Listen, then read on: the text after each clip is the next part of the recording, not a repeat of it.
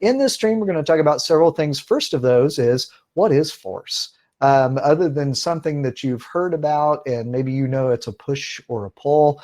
You've also know that it's on Star Wars, but you're not really sure about anything else. This little program will help you tremendously, I hope. We'll talk about the different types of forces. We're going to talk about two things that you should always know about forces.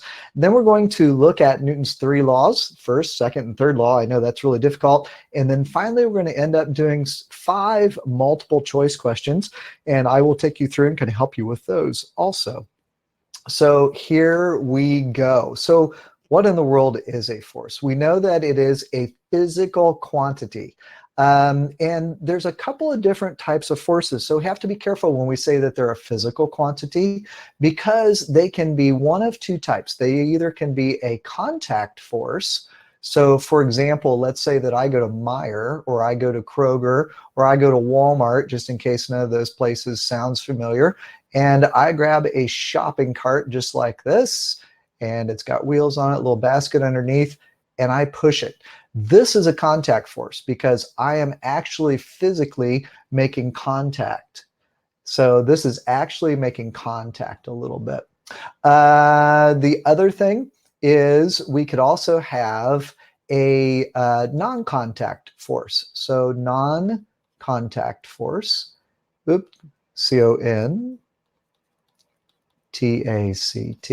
So we also have a non-contact force.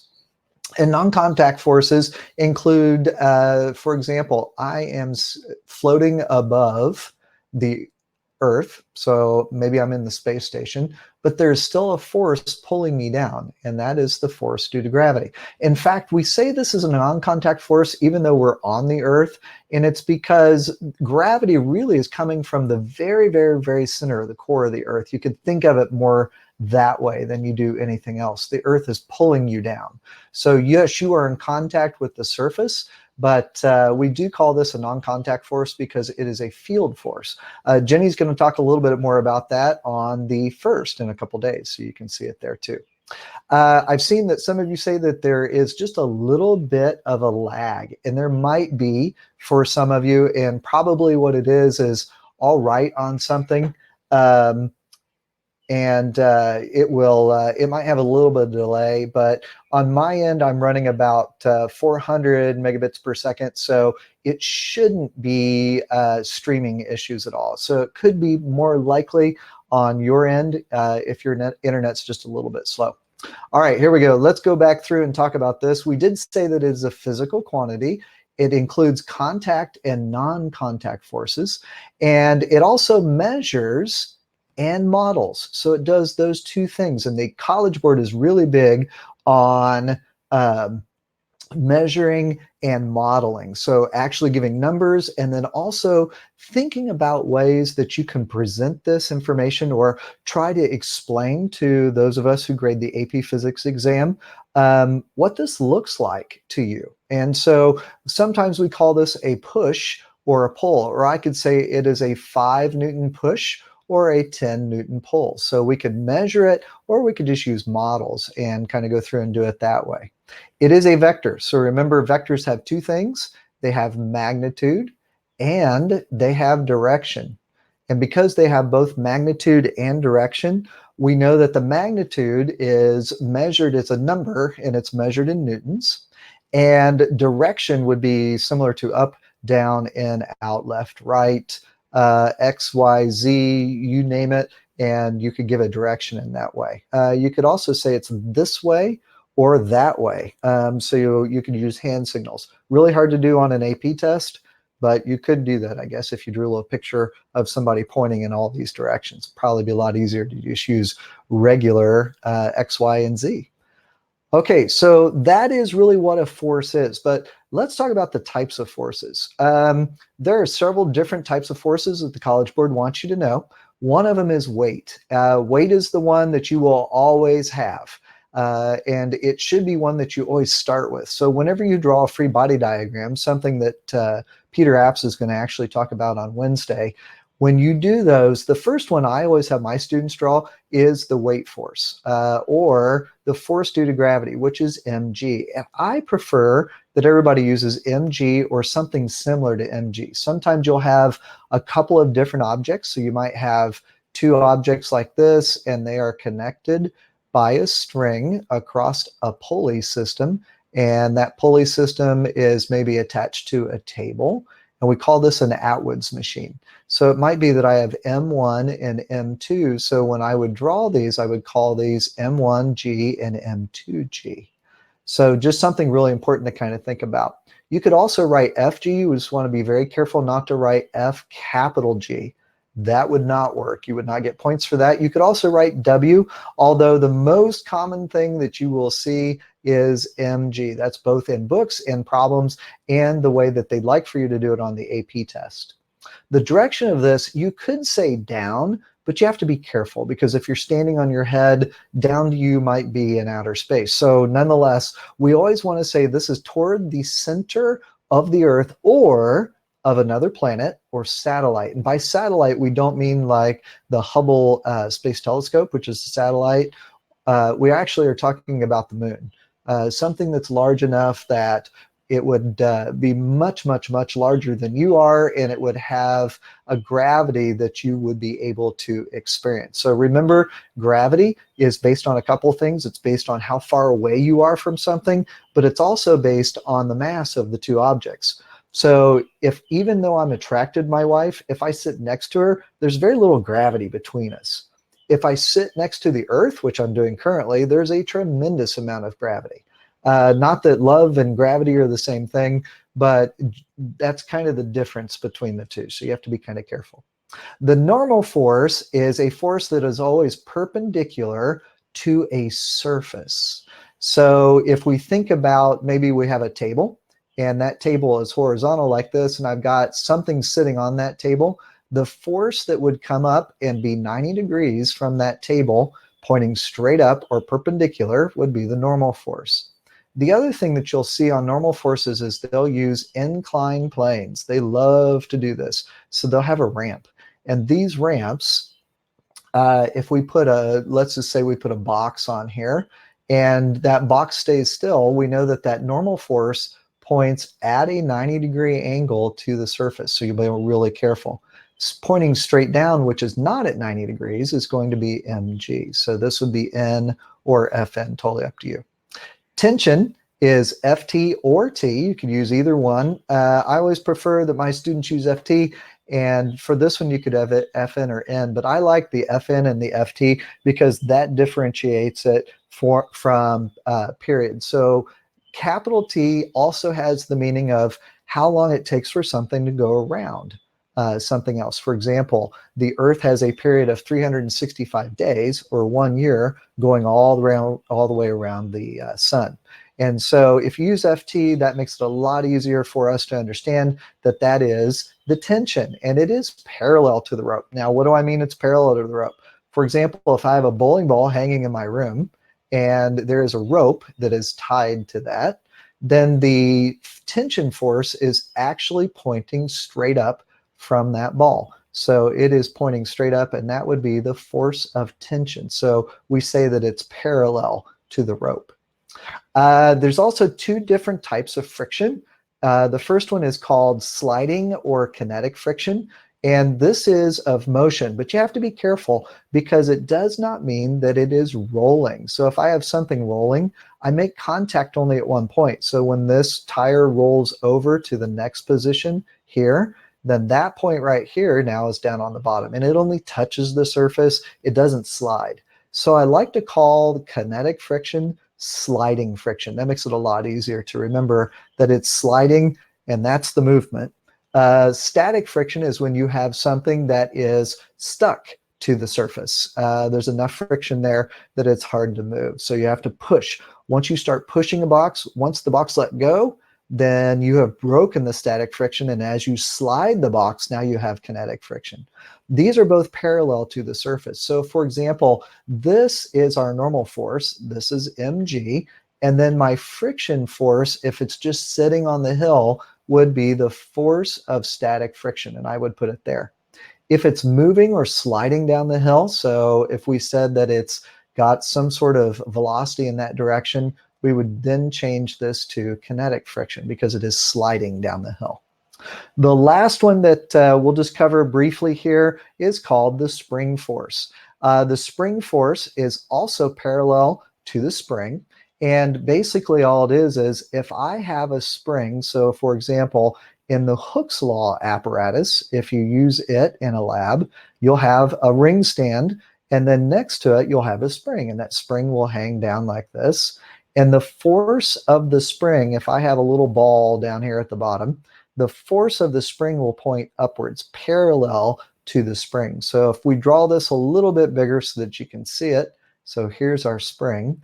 When that spring pulls on this ball, it is actually pulling straight up on the ball. So that is parallel to the spring's axis. And by the spring's axis, they mean if you look down the spring, so this is from a top view and you see all the coils going down, the axis would be pointing straight at you. So you're looking straight down into it.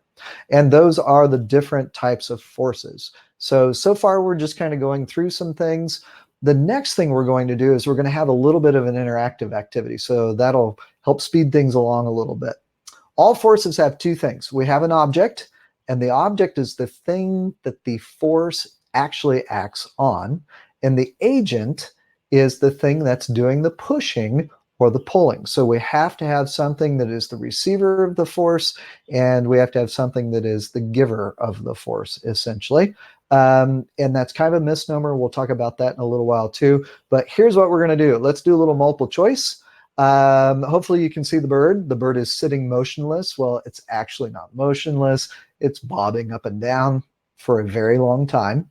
And it's on a perch and has two forces acting on it. I want you to, using the chat box, go ahead and go through, and I want you to tell me what are the two forces acting on the bird. So remember, Fg is the force due to gravity, Fn is the normal force, Ft is the force of tension, and Ff is the friction force. And I'm seeing a lot of answers, which is awesome. And those answers so far, I'll only see A and B. So far only A and B, and that, believe it or not, is the correct answer. So both A and B would be correct. So if we drew a free body diagram for this, which Peter Apps will go through on Wednesday and do, we know that straight down is the mass of the bird times gravity, and straight up, which would be equal and opposite, is going to be the normal force. So I could write mg, or I could make Fg. So that is the answer. All right, cool. So let's go ahead and go to part 2 of this question. We still have the bird sitting motionless on the perch, and for each force there are two objects, okay?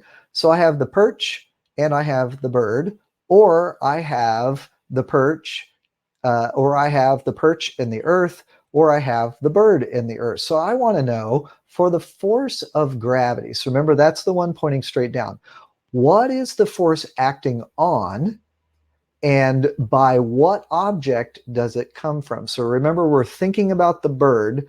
We want to know what is the force acting on, and what does that force come from? So what is the by? So far, we've got several answers here. They all look like they're the same. You guys all have it. That is perfect. It is letter B. It is the bird. That is what is acting on. And then it is coming from the earth. So I have a question for you. Is this a C, contact force, or is it a NC, non-contact force? So let me know if it's a contact or a non-contact force. You guys are rocking this very good. So far, I see everybody is saying it is a non-contact force. Awesome. Let's go ahead and take a look at the next thing. So the next thing is for the normal force. So remember, that's the one pointing straight up. What is the force acting on? Okay, so remember, we're doing this diagram for the bird. And by what object does the force come from? So your answers here are bird, perch, bird, earth, perch, bird, or perch, earth. And I'm seeing a lot of answers here out of the corner of my eye, and it looks like 99% of those, ooh, very nice, Aaron, is A, which is the correct answer. So the force is acting on the bird, and it is coming from or by the perch. Excellent job. Let's go ahead and take a look at another one. So this is a really good one. Hopefully you'll like this. I'll give you a second to kind of digest that animated GIF that's going on in your mind here. They want to know what forces are acting on the player. What forces? Notice, because a lot of you have answered one of the forces, but I want you to actually think really quick. Yeah, here we go. Now we're doing better. So a lot of you had put D. And interestingly enough, that is one of the forces. It's got to be the force of friction. But there's also two more forces acting on this gentleman. And I'm seeing it now. And most of you are putting all those forces. So we really need to make sure that we have the force of gravity, the normal force, and the force of friction. Without these two forces, all that would be happening is you would just have the force of friction going in this direction. But you can't have the force of friction by itself. You actually have to have something that's interacting with our object. Well, the only way to have that is to have two things. We need to make sure that we have mg pointing down, and then we have to have the normal force pointing up.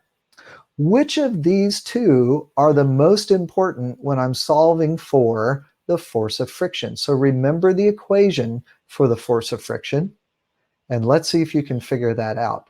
Is it the normal force, or is it the gravity force? So you can either type you can either type N or you can type W. Which one of these two is very important in order to have the friction force? And I'm seeing it. A lot of people have N for normal force, and that's correct, because remember the force of friction is equal to or kind of equal to, and then we're going to say mu N. We said that friction force is going to be less than or equal to mu N. Remember, that's because as you push on something lightly, if it doesn't move, and you push on it harder and it still doesn't move, your force of friction keeps getting bigger, but it's still less than mu N. As you finally get it big enough, then we can say that the force of friction is equal to mu N, but this would be kinetic friction. This one would be our static friction. So that's the difference between the two. Awesome job. You guys are doing a great job. Here we go. Let's take a look at the next thing. It does say for the force of gravity. What is the force acting on, and by what object does it come from? So your answers here are the player and the ground and the player and the earth and the player. This one, just like the last one, should be pretty easy to do. It is the player and the earth. It is not the player and the ground. The ground is not pulling the player down, okay? The ground is just sitting there, and that's holding him up. It's the player and the earth. Very good. Let's go ahead and take a look at the next one. For the normal force, what is the force acting on, and by what object does the force come from? So this is for the normal force. You want to be very careful with this one. Don't get on and by confused. And remember, the last one we just did, we had gravity. And so that came from the earth. So this one has got to be letter A, just like everybody has said. And that is on the player by the ground. So awesome job. That is definitely what is happening. All right, last question. So for the friction force, what is the force acting on, and by what object does the force, okay, come from? So we want to know for the friction force, what is the force acting on, and by what object does the force come from? And so let's just kind of see what we get here. So for the friction force, what is the force acting on, and by what object does it come from? And getting a lot of answers here. It looks like majority answers are letter A, and that would be correct. So remember, the friction force here is pointing in this direction, but that friction force is solely dependent on the normal force. So what do we mean by that? Well, here's what we mean. You always have mg. So when you're by the earth, you're going to have mg. But let's say that this player, instead of sliding, okay, has jumped. If this player has jumped and they are in the air and they are about to come down and do this little thing that's happening to his face right here, is there a normal force acting on the guy when he's in the air? So just give me a Y or an N. Is there a normal force when he is in the air? And you're correct. There is not. So is there a force of friction? So we're not talking about air friction here. And there's probably a little bit of that, but not enough to really worry about. Is there a force of friction when he's in the air? And the answer, you're correct, is no, there can't be, because he is not in contact with the ground. And because he is not in contact with the ground, there can't be one. Until he is in contact with the ground, he does not have a friction force. All he has is just mg. So he's flying through the air. There's probably a little bit of air resistance that is pointing in that direction. So we could put F air if we wanted to, which is also a type of friction, but we're actually going to have to call that F air. Awesome. Good job. Okay, so that one's a little bit more difficult. Now, this one is a skydiver, so you'll see the skydiver jump out of the airplane, and they want to know, what are the forces acting on the skydiver? So skydiver is jumping out of the airplane. What are the forces acting on the skydiver? And so far, I see a lot of people saying A or A and D. So if you're in an airplane and you're jumping out of an airplane, you have to wear some pretty nice protective goggles. Otherwise, the air will hit your eyes and vibrate your poor little eyeballs there. And you don't want that, because then you won't be able to see and you might get a little bit nauseous. So the correct answer for this one is both the force due to gravity and the force of friction. Some people are tempted, I think, sometimes to call it a normal force, but this one really is with a solid surface, okay? You can get into, well, if I try to stand on jello and I'm light enough, I can do that. Is that a normal force? Well, we'll go into that later, but right now we're just going to say FG and then FF. But this one is really the force of air friction. So it's more of a fluid friction, I guess, is what we could say. But for what we're doing, we can just call it FF. So for the force of gravity, again, what is the force acting on? And by what object does it come from? So that's what we want to know. And it looks like, you guys, we've done this one 3 times. So by now, hopefully you kind of know which one this is. And you were all correct. It is definitely letter A. It is definitely letter A. Thank you very much. That was easy. How about for the force of friction? They want to know, what is the force acting on, and by what object does the force come from? And I think a lot of you have this one also, just kind of looking at your responses. And that is correct. It is the skydiver and by the air. So it is on the skydiver by the air. So these are what we call action reaction, or we call them, if you remember, object interactions. So you always have to have 2 things, and only those 2 things will act on each other. But if you remember on the bird, we actually had 3 things. We had the earth, we had the perch, and we had the bird. But that's because one of them acted at a distance and the other one did not. Alrighty, so this is the last one. You'll like this one. So if you notice, this gentleman has a pug that he has fallen with. So a skydiver with an open parachute is falling to earth at a constant velocity. They want us to tell, what are the forces acting on the skydiver? Now, I gave you a hint because I circled our system, the system that we're really worried about. So you have to be very, very, very careful when you do this one, because you might be tempted to pick something that is not necessarily acting on the skydiver on this one. And I think we could probably argue about this one too, if you want to argue about it. This one, I would pick letter A for sure. So we all know that there's got to be some sort of gravity happening, because if not, then the skydiver would just basically float in there, and that would be really weird. There's no normal force, because the skydiver, even though right here, that person is on the ground after they land, here they are not. And this is the situation that we're looking at, this one right here. There is a tension force. Where does the tension force come from? So somebody put it out there. Let's see. Yes, that is correct. So Shania says ropes. So there are ropes, or there are parachute cords there, and that is directly connected to the person through a harness. So we know that. Some people, okay, I could see how you could pick friction if you wanted to. So I'll put kind of a flat face there. If you pick that, that's okay, but you have to explain why. Maybe there is air friction acting on this person, okay? But for what we're doing, we're just going to say that they are gently coming down. There's not a layer of air friction. There's enough that it kind of, we don't have to worry about it too much. It's really the tension in the ropes that is acting more equal and opposite than the force of gravity. So a lot of these you could do a very good job of arguing that point if you wanted to, and we would give it to you if it was a free response. But I think for this one, though, what we're going to do is we're just going to pick A and C. Awesome.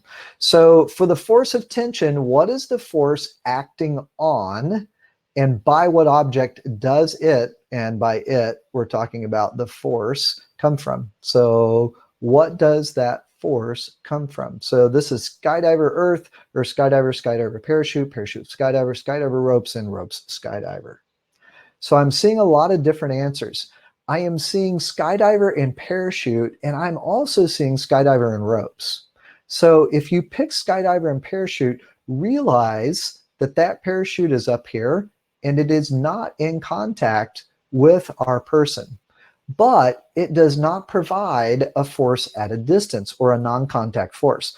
It actually has a force with the ropes, and then the ropes are attached to the person skydiving. So the only interaction we're going to think about is the one in our circle here, which I can kind of put lines around. And so because of that, you have to pick letter E. And letter E is really the one that you want. Excellent job. Let's go ahead and take a look at the next one. So for the force of gravity, what is the force acting on, and by what object does it, and by it, we're talking about the force, come from? And you all have that one down now. So that is the fourth one we've done, and it is the skydiver, and it is the earth. So you guys are rocking this. That's very good. Alrighty, here we go. Next part. The next part. Newton came up with blank laws to describe motion. So what do we call that? Yes, I see a lot of you are typing. And oh, very good, Ella. Ella put 3, T-H-R-E-E. And that's ideally what we want. Some of you are just typing in the number, and that's also okay. So this one would be 3 laws. Does anybody know the names of the 3 laws? Here we go. The names of the 3 laws. This is very difficult. Is Newton's first law, Newton's second law, and Newton's third law. Yeah, thank you. Somebody also said they are the Horner's laws. No, I did not discover them, thank goodness. Newton's first law. We can give this one a short name, though. It starts with an I. That is your guess. So anybody want to take a guess? First one to get it wins, and that is correct, Tommy. It is inertia. All right, cool. So the first law is inertia. Newton's second law is best represented by an equation. What is that equation? Anybody know? What is the equation? And I'm seeing a lot of people now typing the following equation. F is equal to ma. And that's kind of okay, but we need to do something better. So let's add this thing. What in the world does that mean? What in the world is that funny? Yeah, that is the summation sign. So the sum of the forces is equal to ma. Or you could say acceleration, and we really need to put a vector line over these. Acceleration is really equal to the net force, or the sum of the forces, all over the mass. So that's super important. Very good. Newton's third law. What would you say about this one? So the first one is inertia. The second one, we use an equation. And if you had to give some sort of short phrase to explain, very good. So I see equal and opposite is what somebody wrote. Thank you very much, Max. So opposite, equal, and opposite, that is perfect. So Newton's third law, that means that we have a force that is being shared by 2 things, and it is equal and opposite. So it could be the normal force, could be force due to gravity, could be tension force, friction force, any of those. Very good. All righty, here we go. So Newton's first law, the poor definition of this, the one that is terrible, the one that you really should never say, is the following. An object in motion stays in motion, and an object at rest stays at rest unless acted on by an outside force. Why in the world is this a bad definition? Well, let's use some cheerleaders to figure this out. So these are cheerleaders from Hudson Athletics. I think it's a college team. And anyway, we have this young lady in the middle.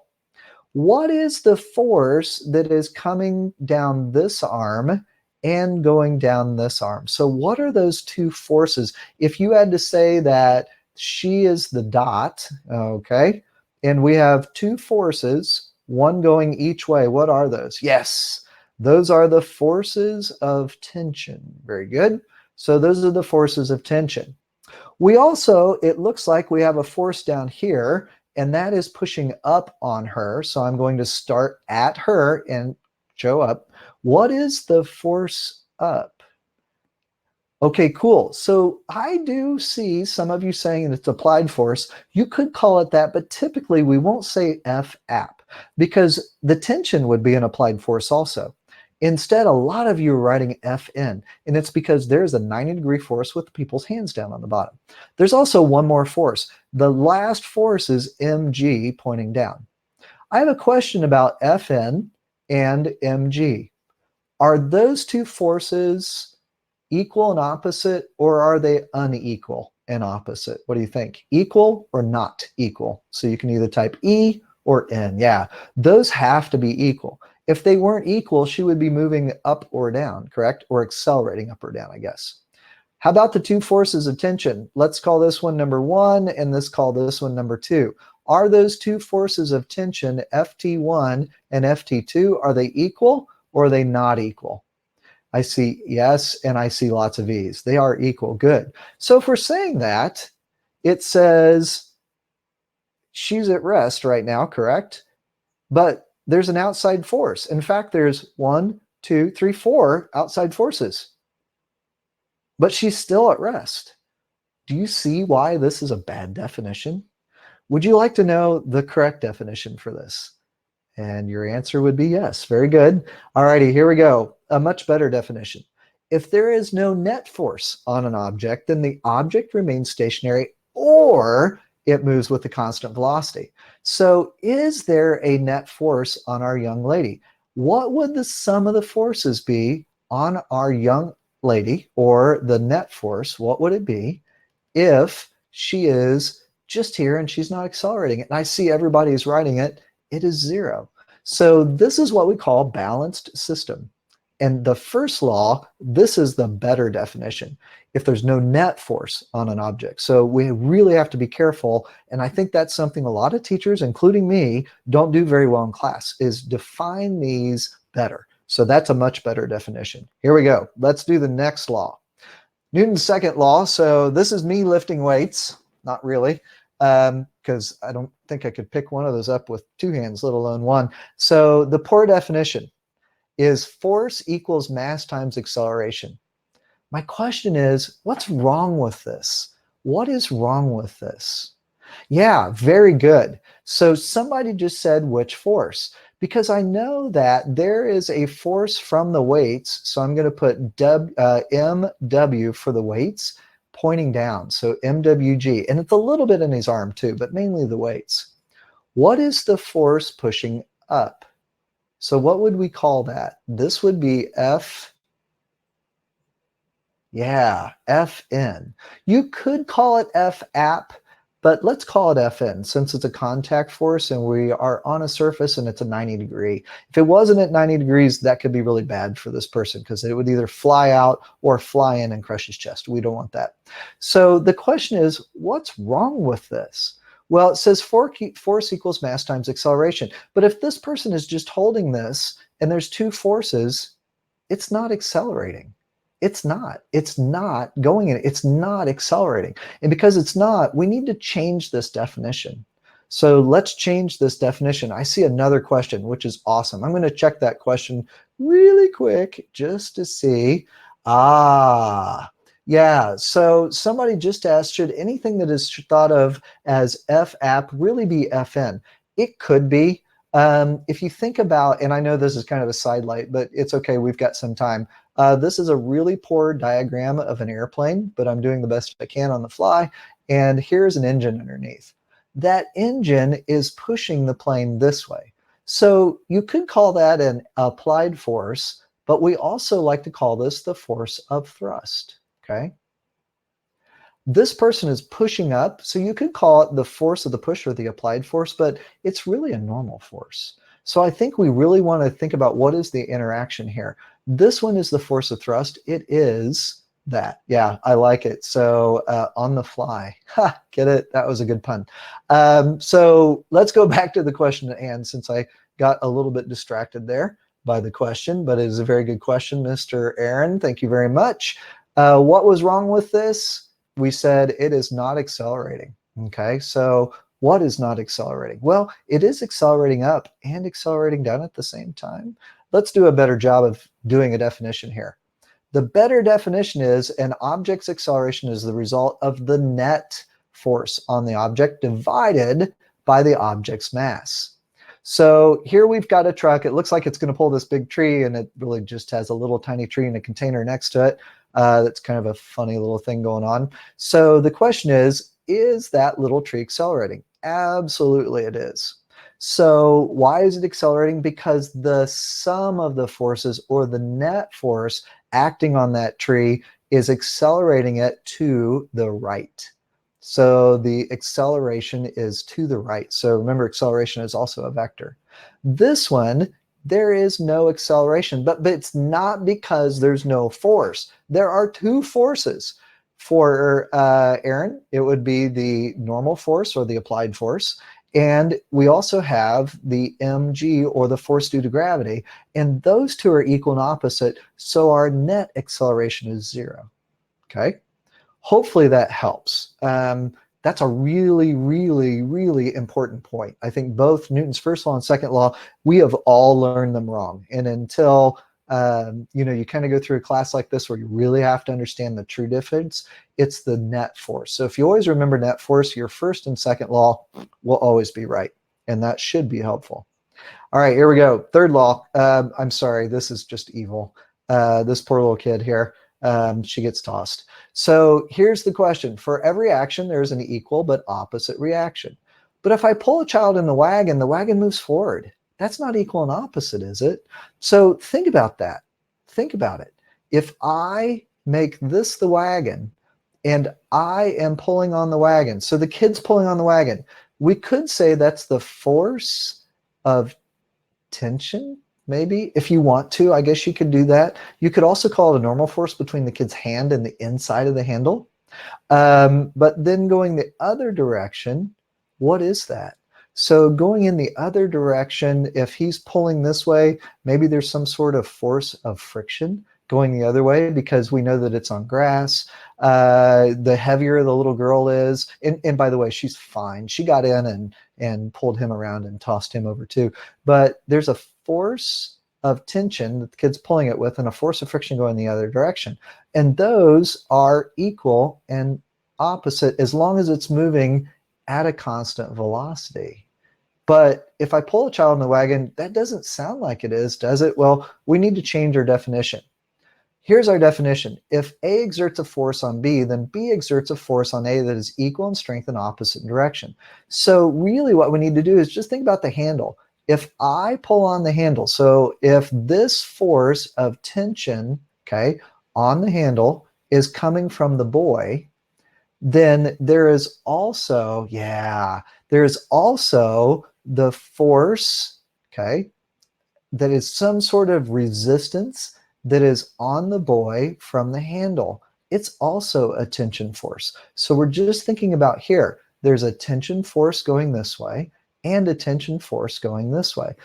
Somebody just brought up the fact that you could think about a wall, and if you're standing and you push on the wall, when you push on the wall, there is a force, a normal force that is pointing towards you, and that is the normal force on your hand from the wall. And then there is a force on the wall So there's a force on the wall that is the normal force on the wall from your hand. And those are equal and opposite. So the big question that everybody asks is, why in the world does this wagon move? Well, because there is another tension down here that is pulling on the wagon, but there's not much of a force of friction here. So the force of friction here is going to be very small compared to the tension. So we'll even draw this tension a little bit bigger. So there's a force of tension pulling in this direction. So now we have a net force. And because we have a net force, we have the total mass of the girl in the wagon times the acceleration. And that is a better definition. So be very careful. If A exerts a force on B, then B exerts a force on A that is equal in strength and opposite in direction. The only way that she moves is if this tension force is bigger than the force of friction. In fact, all the movement comes from the interaction of the boy's feet with the ground. If he was on ice, the whole system would go nowhere. And that's the really important part. So hopefully that's helpful. All right, so let's do some practice. We've got about 10 minutes or so left, and we're going to spend about 3 or 4 minutes on each one of these questions. I'd like you to take your time, think while you do these. These are actual, very, very close to actual AP questions. And the first one is Apollo 13 is a 1995 movie about the mission to the moon that experiences serious problems. In the movie, an astronaut says, well, we just put Sir Isaac Newton in the driver's seat. This line, a reference to Newton's first law. So remember Newton's first law. Tell me if I say it wrong or if I say it right. Things that are moving will continue to move. Things that are at rest will stay at rest unless a net force acts on them. Remember, that is the right way to say it. So be very careful. Yeah, very good. That is the right way to say it. Is spoken just after, and then here are your choices. The rocket begins firing its engines and lifts off from the launch pad. The spacecraft begins firing its engines on its way back to Earth from the moon. The spacecraft enters the Earth's atmosphere and air resistance begins to slow it. Or the spacecraft has finished firing its engines and has spent all of its fuel. Which one of these would be the correct answer? And take your time with this. Make sure that you're thinking about it before you do it. I've seen a lot of the same answers, which is awesome. Very good. So this one is letter D.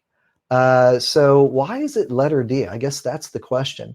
The reason it's letter D, and in fact, let's go ahead and move it to letter D here. The spacecraft is finished. Remember, the spacecraft has finished. The spacecraft has finished firing its engines, and when it's not firing its engines, there is no more net force acting on it. So the net sum of the forces here is equal to 0. So it's going to just travel at a constant speed. That's why we're referring to inertia. Yes, a couple of questions that people have said. One of them is, will air resistance always be included, or will it be clearly written out if it is involved? It will be clearly written out. It will be clearly written out. It will say ignore air resistance. Otherwise, you include it, especially if they're talking about jumping out of a helicopter and then you're in a wingsuit and you go down and then a parachute comes out. Is there anything that is thought of as F-app that really should be? Okay, so we answered that one already. Oh yeah, so somebody else asked if every action was equal and opposite, how do we have acceleration? And it's because there's friction between your feet and the ground. So if I am trying to pull Joe, the only way I can accelerate Joe is if I am touching the ground. And there's another action-reaction force there. And that action-reaction force has to be bigger than the action-reaction force of me pulling. So if anybody has any questions, then I will, in class tomorrow, if you're on here and you're in my classes, I will show you why that happens. So Joe, I will do that for you tomorrow. And no, it is not that, Alex W. Aaron Wapple, I will also show you tomorrow, and I'll introduce you to who Joe is. All right, cool. So just making sure we answer the questions as we go. I have not forgotten about the tug-of-war question that we will tackle here too. All right, very good so far. Let's go to the next one. We have an aircraft flying to the right, has a constant horizontal speed, constant horizontal speed, constant horizontal speed. Is it accelerating? Yes or no? Is it accelerating? Very good. Not accelerating. Why? Because it has a constant horizontal speed. It also has 4 forces. When the aircraft passes through the cloud at point S, the force of thrust has the same magnitude as the force of drag, and the force of lift balances out the force of weight. If the condition continues, which path will the plane follow? And so here we go. Let's see which path the plane is going to follow. And for those of you that have a little bit of a delay, that's why I give you a lot of time to try to answer these, because I know some of you are seeing the chat come up, but you're still listening to me talk. So I get that. Yes, because the forces are balanced, it should fly along letter D. And that is a perfect answer. Excellent job. So far we are 2 for 2 for some awesome answers. You guys are doing great. It is letter D. Okay, this one's a little bit more difficult, but let's see how we do. It says a skydiver falling through the air opens her parachute. The skydiver and parachute together have a weight equal to mg. So that's our weight. At a specific instant after the parachute opens, the force of air resistance on the parachute is 1.4 mg. They want to know what is the acceleration on the parachute and skydiver system at this instant. When you answer this one, I would draw a free body diagram. And remember, mg cannot change unless something dramatic happens. For example, if you have a car, the car falls apart. Or you have an airplane and it's falling and the wings fall off. Or you're falling and I don't know, maybe you're wearing a parachute and it falls off. I don't know. So they want to know what is the acceleration on the parachute and skydiver system at this instant.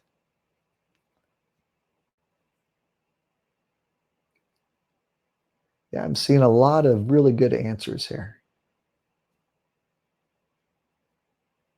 And I'm seeing more of the right answer than I am the wrong answer. So remember mg, if mg is going to be 1, okay, so we have a weight of mg, then the force of air resistance is 1.4 mg, then our acceleration would have to be 4 meters per second upwards, 4 meters per second upwards, okay? So if we divide by m, okay, so if we take this and we get rid of that m, we would have then 4 meters per second squared upward. That would be our acceleration. Very good job.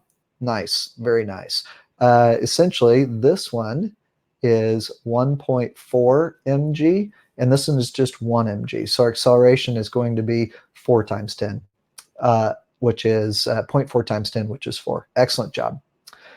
All righty, here we go. A car travels. We just got a couple more of these. A car travels up at a constant speed. Which of the following diagrams best represents the forces acting on the car at this instant? Notice that the car is traveling up the hill at a constant speed. Which of the diagrams best represents the forces acting on the car at this instant? And Matthew, you are 100% correct. That last one, it is because of that. This is one that probably 90-some% of people got wrong on the AP test. So this is a trick question.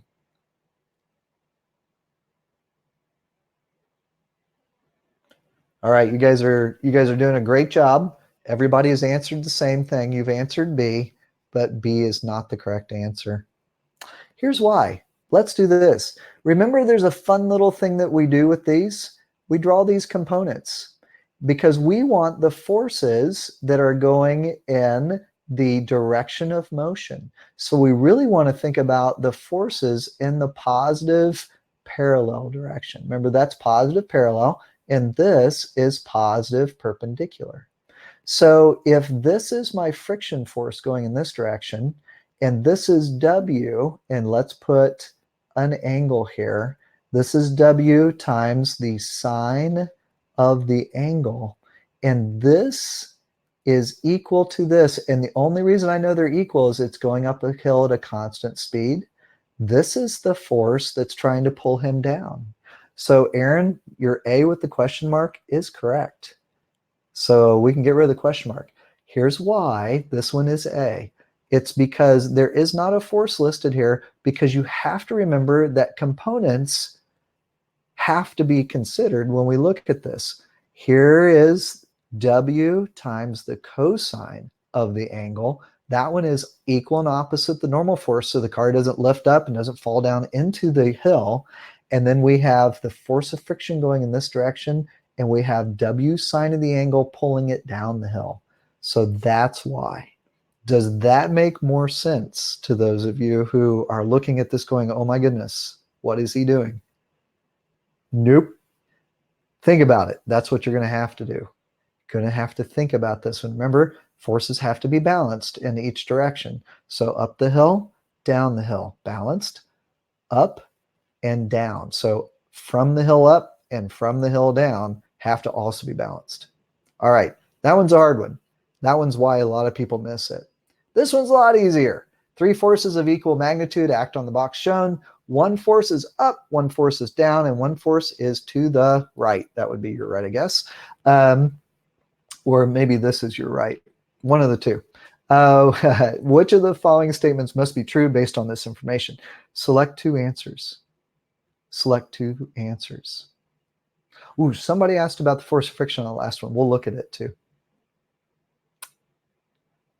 All right, here we go. I'm seeing a lot of answers here.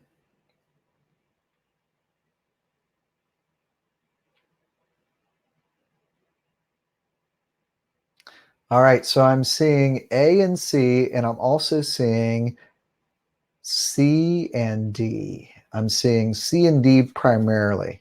And the actual answer here is C and D. We know the velocity is changing. We know the acceleration is directed to the right. This box could be moving to the right and accelerating. So if this is positive velocity and this is positive acceleration, we would say it is speeding up.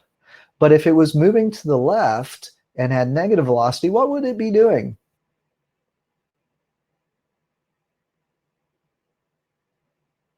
Yes, a lot of you are typing this, SD, slowing down. That's perfect. It would be slowing down. Okay, very good job. So that's why you can't pick A. It doesn't have to have a rightward component of velocity. So it does not need to be moving to the right at all. It could be moving to the left. So it'd be like if you're in your car and here's your car, here's your windshield, okay? You're in the car. If you're moving in this direction, there doesn't need to be a force in that direction, okay? There's probably, if the net force is back this way, you're probably hitting your brakes. And that's why, remember, this is net force, okay, for this diagram. Alrighty, so that's why that one is the way it is. We had one person that wanted to know one more thing. And that one last thing, whoops, is, so hold on, I'm going to get rid of this really quick. They wanted to know why, and we'll open this guy up one more time. Oh, why couldn't it have been B? Somebody wants to know that, so let's have a look at it. The box has no vertical component of velocity. Actually, it could. Just because these are balanced doesn't mean it can't be moving in that direction. So, for example, let's say that I am in a balloon, okay? So I'm in a hot air balloon. Can the hot air balloon be moving up at a constant velocity? Yes. So if it's moving up at a constant velocity and there is no acceleration, then these two forces are equal and opposite. So that's why. Does that? Yeah. Oh, good. That's what I want. All right. So the last question that somebody had was, it actually was the very first question. The very first question was, explain Newton's third law in terms of a tug of war.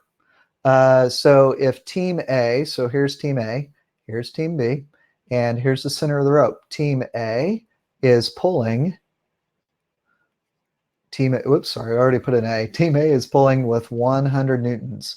So we have a force of tension in this direction, 100 newtons, and we have a force of tension in this direction with 100 newtons. And you can't see a thing I'm doing. And you are absolutely right. So let's get it so you can see it. How's that sound? So we're going to close that. Hi guys, sorry. So let's go back so you can see this. Share. And now you can see it. I'm really sorry about that. All right, here we go. So we've got team A pulling in one direction, team B pulling in the other direction. So there is a force of tension going in each direction. This thing, is it accelerating, is the question. And your answer is no. So some of the forces here have to be equal to 0. And we're going to call this Ft1. We're going to call this Ft2. So Ft1 minus Ft2 has to be equal to 0. So that means that Ft1 is equal to Ft2. And we've already said that. We said that they're both 100 newtons. So if you're doing a tug-of-war, let's say that this is 500 and the middle of the rope is not moving. Okay? So we're going to say Ft1. We don't know what it is. We know Ft2 is 500, and that's equal to 0. If it's not accelerating, then Ft1 also has to equal 500 newtons. So that's why when they say explain Newton's third law in terms of a tug-of-war, this is why. There is no acceleration. Now, if you were doing a tug-of-war and one team let go and the other one pulled, then you still are going to have equal and opposite forces. It's just that this team is going to be pulling, and they'll just be pulling the weight of the rope, and the weight of the rope will then be the same regardless, okay? And it's actually the people are moving, and they are pulling harder on the rope than the rope can pull back, and that's why it doesn't go anywhere. So that is the important part. Alrighty, we are out of time. I think we've answered all the questions, hopefully, that you all had. And so that one is it. Alrighty, cool. So thank you so much for everybody that showed up. If you were one of my students, I have you recorded down here, and you are good. And I will see my students tomorrow. And if you are not one of my students, thank you so much for coming to this. Hopefully it was super helpful, and it hopefully cleared up some misconceptions, and it will help you as you continue to progress in your study of physics and forces. Talk to you later. Thank you, guys. Bye-bye.